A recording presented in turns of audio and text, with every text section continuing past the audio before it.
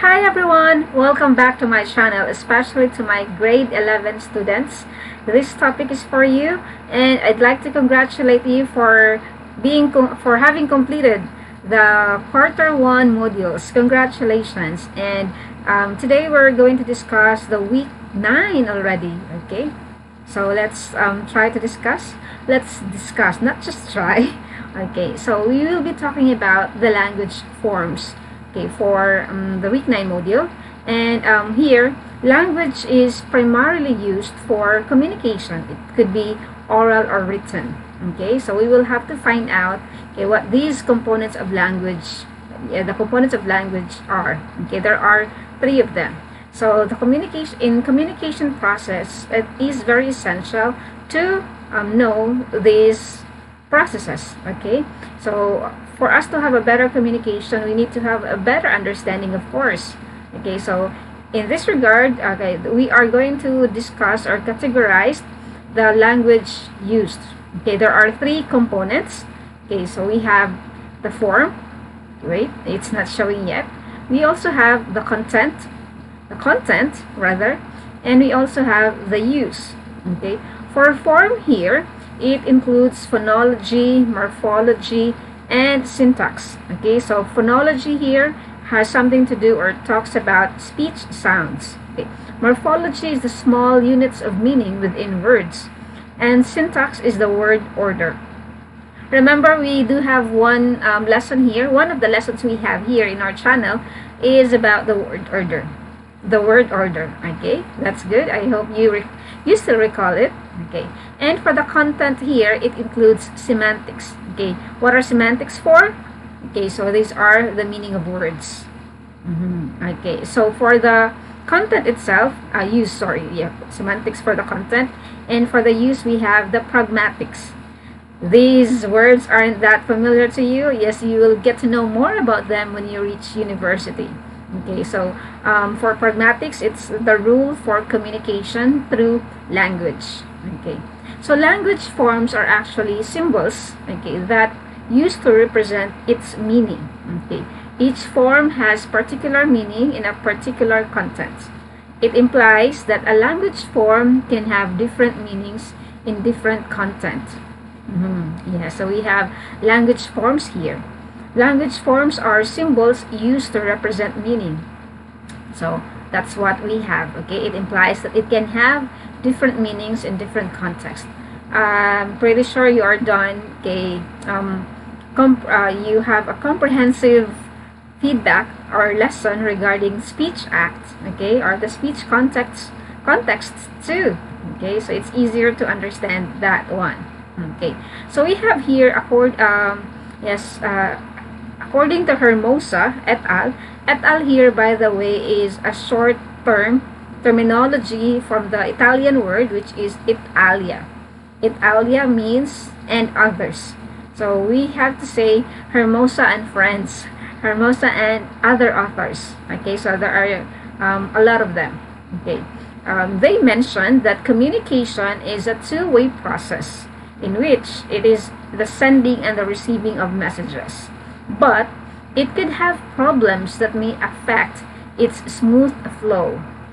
These problems may result in communication breakdown, which must at all costs be avoided. Okay, so remember the communication process we introduced in the fundamentals or functions of communication. One of the elements we have there is the barrier. So yes, it actually blocks or hinders the flow of communication.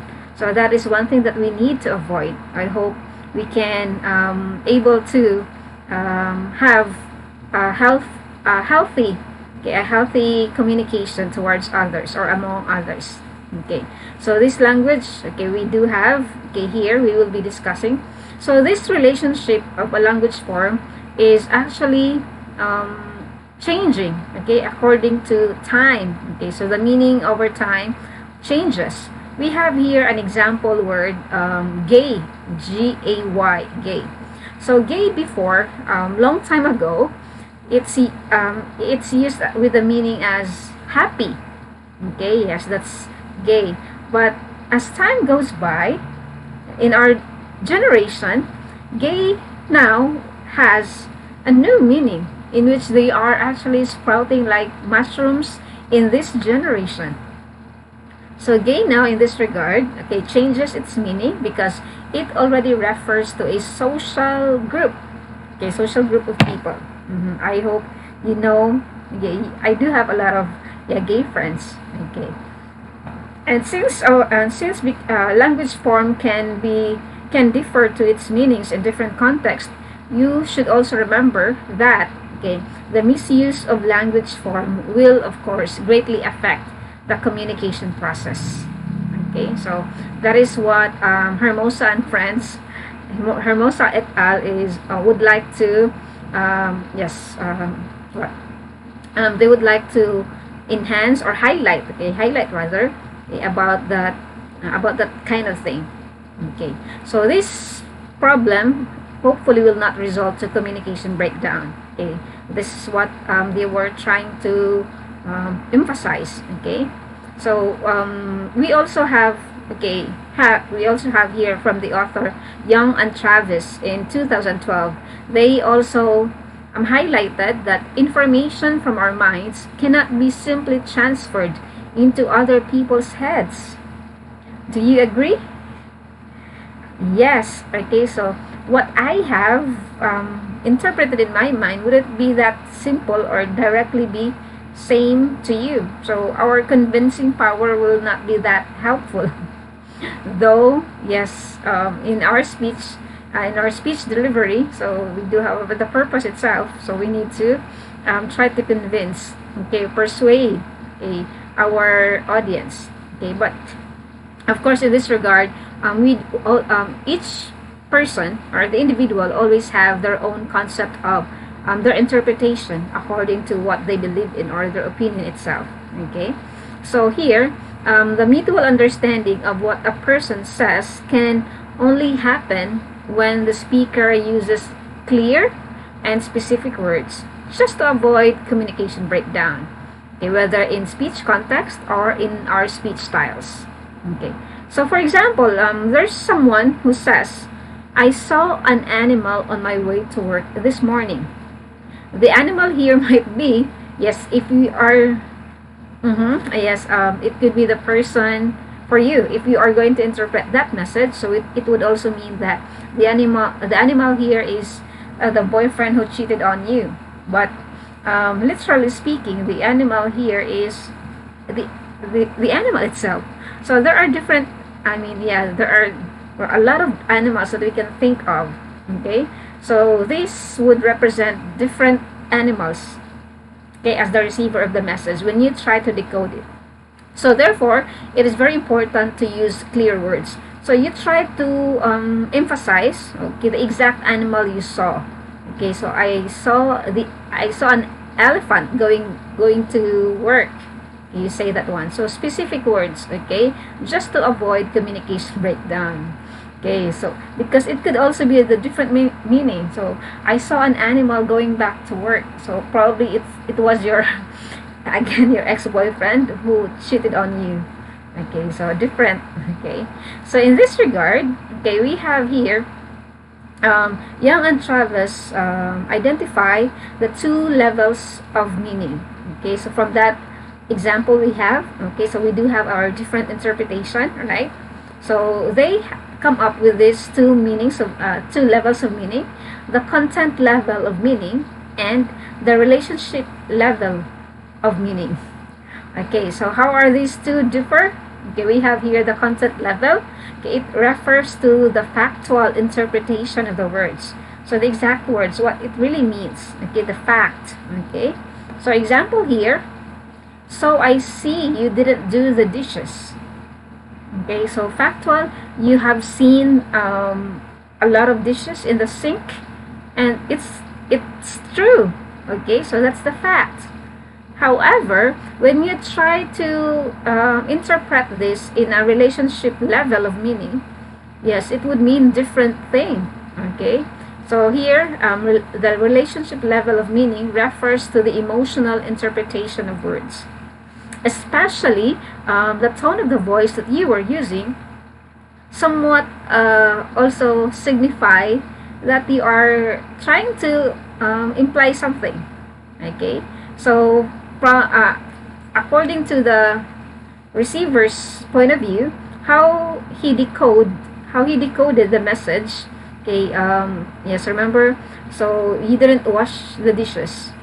If you say it with a strong kind of voice, you didn't wash the dishes. Yes, with that strong feeling.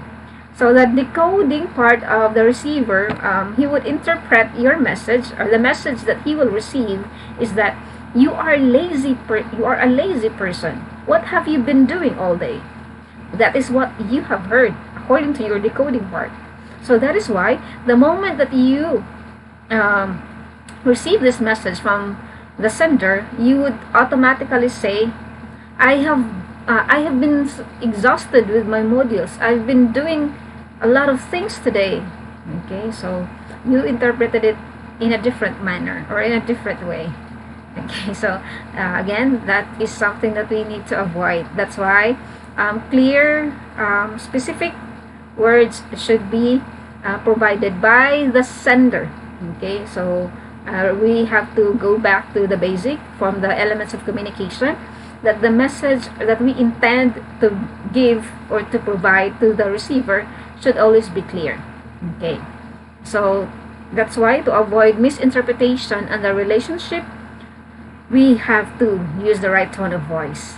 Oh, you didn't wash the dishes. Though you are already that angry, so your emotion should not, yeah, overpower your intelligence. Okay, so think carefully about the content and the relationship levels of meaning when speaking. You should also respond when and how to respond to each level appropriately to avoid communication breakdown and misunderstandings. Okay, so with this regard, another author here is, yeah, Roderick Hart and Don Burks in 1972, also studied about rhetorical sensitivity. Okay, so rhetorical sensitivity, yeah, means that a person has to review all available words and use the one that is least likely to be offensive or hurtful to the listener. Okay, I'm sorry. Okay, so I hope it's clear. Okay, so I'll adjust my screen there. Okay, I hope that's already clear for you. So that is why, as the source of the message, we also have to practice, or don't just say the words, okay, directly, because we always have that tendency that, because I'm angry, that's why I was able to speak those words, but I actually did not intend. Okay, it just came along. Okay, but that is why, that is something about rhetorical sensitivity. Okay, it was also added, okay, by Young and Travis, that rhetorical sensitivity, okay, that you have to choose the word that you would say or express the right emotional meaning to avoid offending or hurting someone. Okay, so that is an additional information. Okay, yes, from the previous author. So that is why. So we all understand right now that, okay, we also have to be sensitive towards others' feelings. We just don't always matter or self-centered. Okay, we just always have to think of something on our side. Okay, so think of those people around you. Okay, so be sensitive enough, okay, to what you are saying. What may be good to you may not be that good to them. Okay, yes. So avoid what, saying bad words. Okay, miss, I think that wasn't that bad after all. Okay, I was just being frank. I was just being honest. Okay, so there is a limitation as to the level of honesty, okay, that you are talking about. Okay, so here the rhetorical sensitivity, it is to help people make thoughtful choices in using appropriate words which are not offensive or hurtful to anyone. Okay, Okay, so if a person has to review all available words and use the one that is least likely to be offensive or hurtful to the listener. Okay, I think I can already, but yes, adjust my screen there. Okay, so in this regard, okay, they are being categorized to what? Yes, the words for the where am I? Yes, for the rhetorical sensitivity. So from the rhetorical sensitivity, we do have different meanings that we intend in the words that we are saying. So we have denotative meaning and connotative meaning. Denotative meaning here, it refers to the dictionary meaning of a word. Okay, so remember we had the animal. So it is the animal. Yeah, there's nothing wrong about it. Okay, it's the same animal. Okay, so we have here. Okay, we'll try to have the example later on. Okay, we'll have the definition of the connotative meaning first. Here, the connotative includes the emotions and feelings people attach to the word. Okay, so that is why it's very annoying. Yes, what might be handsome for me is not the same handsome for everyone. So we have to avoid that one. Okay, so here, okay, it could be, you could also use, okay, because yeah, the cliches, the racist words that you will be using, we have to avoid that one. Okay, so for the spoken or the written, verbal or non-verbal, it really has an impact to our daily activity. So we have to use the right, appropriate, and polite words to use, yeah, in our language. Okay, so it's very important. Okay, so being an effective communicator means that you have to practice rhetorical sensitivity. Okay, because you send different messages every day to different people in different situations or speech context. You may sometimes use loaded words. Okay, so the loaded words we mentioned earlier, yes, it could be the denotative meaning and the connotative meaning. Okay, so for this example, so we have the family. So for the denotative meaning of family, it means to say, yes, with the father, the mother, the parent. And for a person who is raised by a happy family, then she would also define family as a happy one. But for the person, for the where am I? For the connotative meaning of it, yes, for other person who was raised in a different way, though he has a mother and father, but he wasn't, he hasn't, or he doesn't have that kind of perception about family. His family is not as happy as yours. So for him, family is not that good or not. Yes. So when you try to what bring up a topic, not copy, bring up a topic about you would like to start a family and you're happy about it, your partner or your boyfriend would not likely to have the same reaction as yours, because for him family is something like scary. He might not have, yes, a happy one. Okay, but for you, you interpreted that one as your boyfriend doesn't want to marry you. Okay, so that's why, yes, in that relationship, we have to know, okay, we have to learn how to provide exact, clear, specific words in the discussion. Okay, so communication really plays a big role in any kind of relationship. Okay, so mean what you say and say what you mean. If you say you love her, or if you say the statement, I love you. Okay, so don't just say it. It will also go with the action. Okay, what does I love you really mean for you? So I hope that is something clear. Okay, so remember that being rhetorically sensitive, okay, it means that you have to choose the word. Okay, that is what Young and Travis mentioned a while ago. Okay, so I hope that one is very comprehensive for you. Okay, so very important. Okay, very important in any speech context. That is why.